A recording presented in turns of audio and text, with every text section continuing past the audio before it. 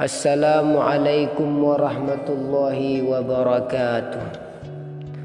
Hamdan syukran lillah amma ba'du. Segala puji bagi Allah, Tuhan semesta alam. Selawat dan salam kepada Rasulullah sallallahu alaihi wasallam. Bapak Ibu yang dimuliakan oleh Allah Subhanahu wa taala, Allah berfirman dalam Al-Quran surah Abasa ayat 34 sampai dengan 36. Kata Allah dalam Al-Quran, Yauma yafirul mar'u min akhihi.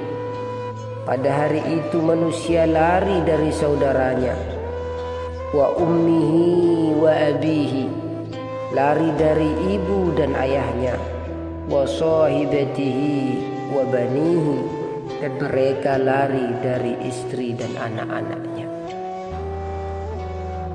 Hari apakah itu Bapak Ibu yang dimuliakan oleh Allah?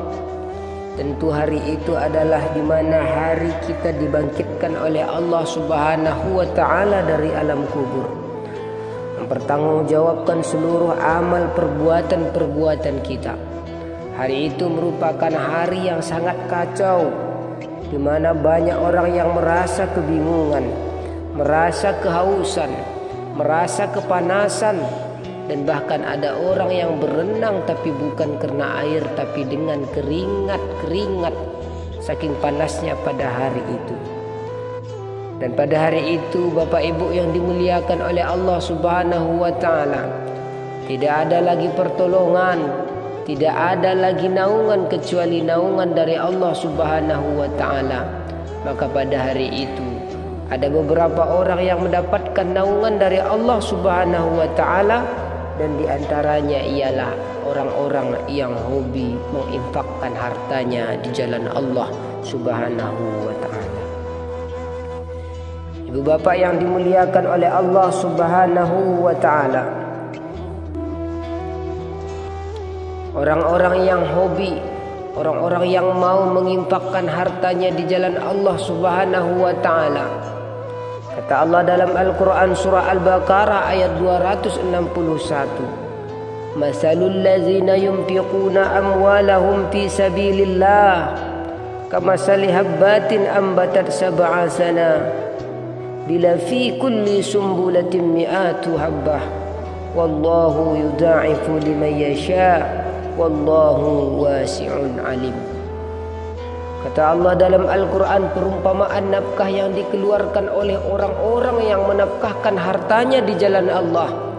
Maka kata Allah serupa dengan sebuntir benih yang menumbuhkan 7 tangkai. Pada tiap-tiap tangkai terdapat 100 buah. Allah melipat gandakan pahala orang-orang yang dikehendakinya. Dan Allah maha luas pemberiannya, lagi maha mengetahui. Bapak Ibu yang dimuliakan oleh Allah Subhanahu wa taala, dalam Al-Quran ini merupakan sebuah janji Allah yang sudah pasti. Di saat kita menginfakkan harta kita di jalan Allah Subhanahu wa taala, maka Allah balas dengan berlipat-lipat ganda. Bahkan Bapak Ibu yang dimuliakan oleh Allah Subhanahu wa taala, lebih dari 700 kali lipat pun jika Allah menghendakinya. Jika Allah ridho dan kita ikhlas terhadap apa yang kita infakkan di jalan Allah, maka Allah balas dengan berlipat-lipat ganda pula.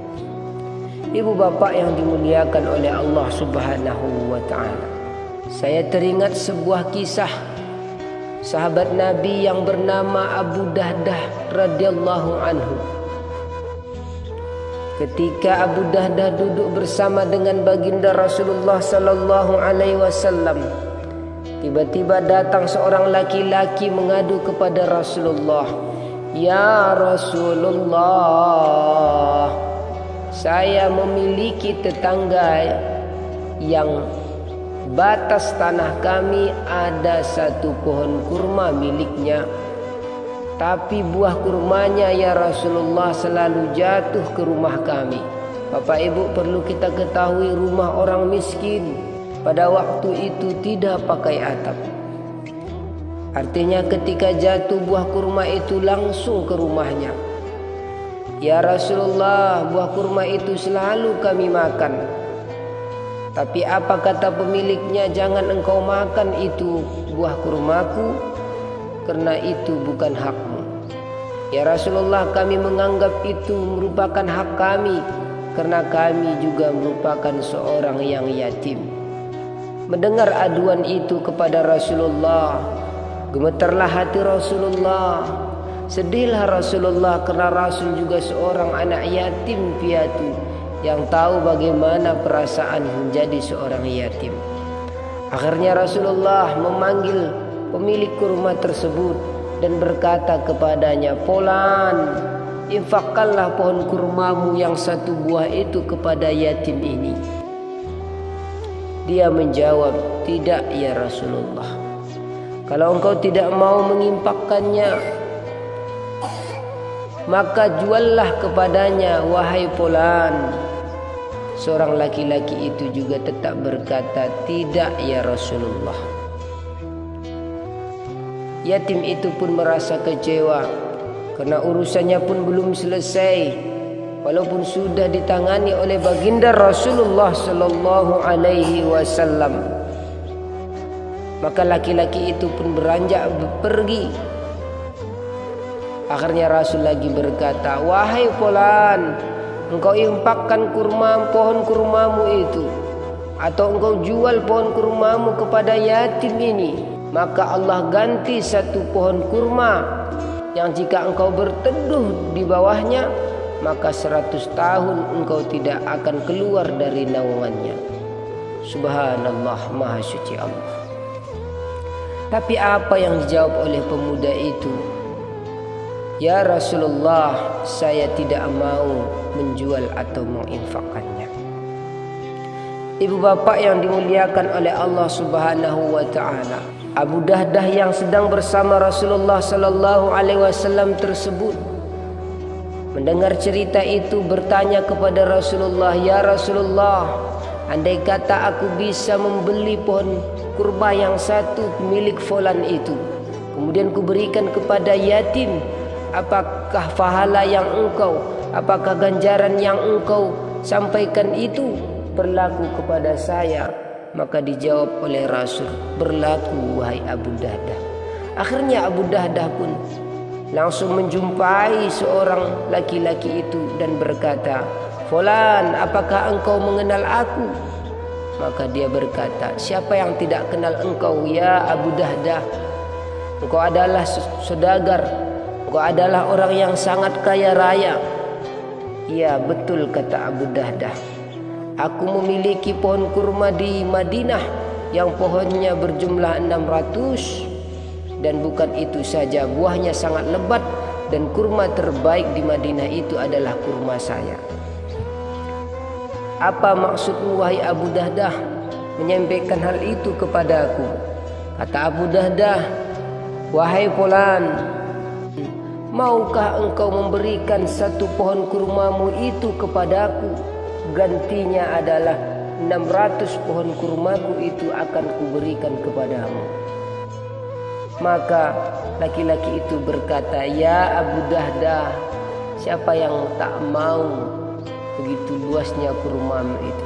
Saya ikhlas dan ridho memberikan satu pohon kurma saya itu dengan syarat gantinya 600 pohon kurma."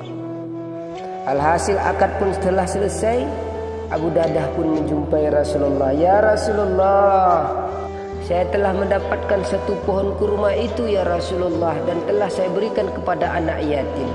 Kata Rasulullah, "Bagaimana engkau mendapatkannya? Apakah engkau beli?" "Tidak." "Apakah ia menginfakkan kepadamu?" "Tidak." "Lalu bagaimana caramu mendapatkan pohon kurma yang satu itu wahai Abu Dahdah?" Kata Abu Dahdah, "Ya Rasulullah, saya minta satu pohon kurma yang berdempetan dengan anak yatim itu dengan gantinya 600 pohon kurma saya yang ada di Madinah." Rasul pun menjawab, "Subhanallah." Apa kata Abu Dahdah? "Ya Rasulullah, apakah saya masih mendapatkan apa yang engkau sampaikan tadi, mendapatkan satu pohon kurma di surga yang lebatnya, yang luasnya jika kita berteduh, bernaung di bawahnya, maka 100 tahun tidak akan keluar dari pohon kurma itu. Ya Abu Dahdah, engkau tidak hanya mendapatkan satu pohon kurma di surga ya Abu Dahdah, tapi engkau mendapatkan banyak pohon kurma sebab engkau telah ikhlas demi anak yatim tersebut.